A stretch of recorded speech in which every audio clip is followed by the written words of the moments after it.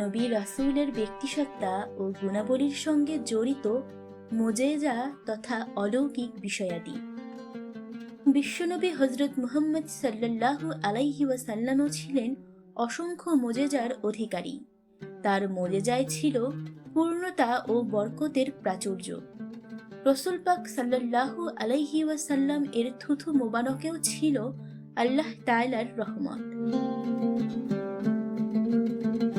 হিজরতের সময় রাসূল পাক সাল্লাল্লাহু আলাইহি ওয়াসাল্লাম ও তার সঙ্গী হযরত আবু বকর সিদ্দিক রাদিয়াল্লাহু তাআলা আনহু সওর পর্বতের গুহায় আশ্রয় নেন।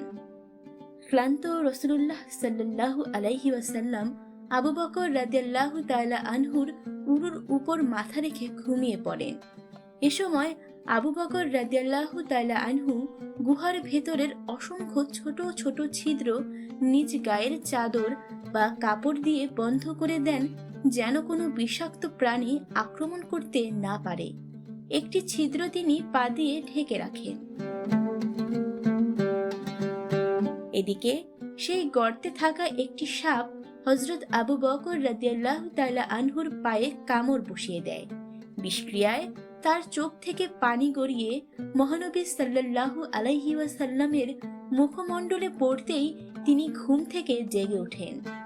রাসূলুল্লাহ সাল্লাল্লাহু আলাইহি ওয়াসাল্লাম কামড়ের জায়গায় তার পবিত্র মুখের লালা মোবারক লাগিয়ে দেন, আর তাতেই মুহূর্তের মধ্যে বিষ পানি হয়ে যায়।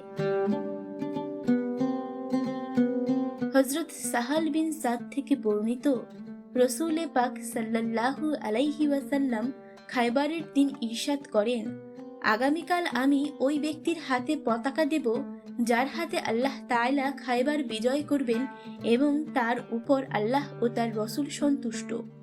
সকাল হওয়ার সঙ্গে সঙ্গে প্রত্যেক সাহাবা হুজুরা শরীফে আসলেন, কিন্তু রাসূল সাল্লাল্লাহু আলাইহি ওয়াসাল্লাম ইরশাদ করেন, আমার আলী কোথায়? সাহাবায়ে কেরাম আরজ করলেন, তার চোখে ব্যথা পেয়েছেন। রাসূল সাল্লাল্লাহু আলাইহি ওয়াসাল্লাম তখন ইরশাদ করেন, তোমরা কেউ গিয়ে তাকে নিয়ে আসো। তিনি আসার পর মহানবী সাল্লাল্লাহু আলাইহি ওয়াসাল্লাম তার চোখে থুথু মোবারক লাগিয়ে দিলেন। তখন তার চোখ এভাবে ভালো হলো যে যেন কোনো দিনই রোগই হয়নি। হযরত ইবনে সাইবাহ উম্মে জুনদুল রাদিয়াল্লাহু তাআলা আনহু হতে বর্ণিত, খাশআম গোত্রের এক মহিলা একটি বোবা ছেলে নিয়ে হুজুর পাক সাল্লাল্লাহু আলাইহি ওয়াসাল্লামের কাছে আসেন। নবীজি সাল্লাল্লাহু আলাইহি ওয়াসাল্লাম ওই বোবা ছেলেটির মুখে কুলি করলেন এবং নিজের দুহাত ধৌত করে ওই পানি মহিলাকে দিয়ে বললেন, এই পানি ছেলেটিকে পান করাও এবং এটা দ্বারা তার চক্ষু মুছে দাও। মহিলা এই আমল করার সঙ্গে সঙ্গে ছেলেটি কথা বলতে লাগলো এবং তার বুদ্ধিমত্তা অনেক বৃদ্ধি পেল।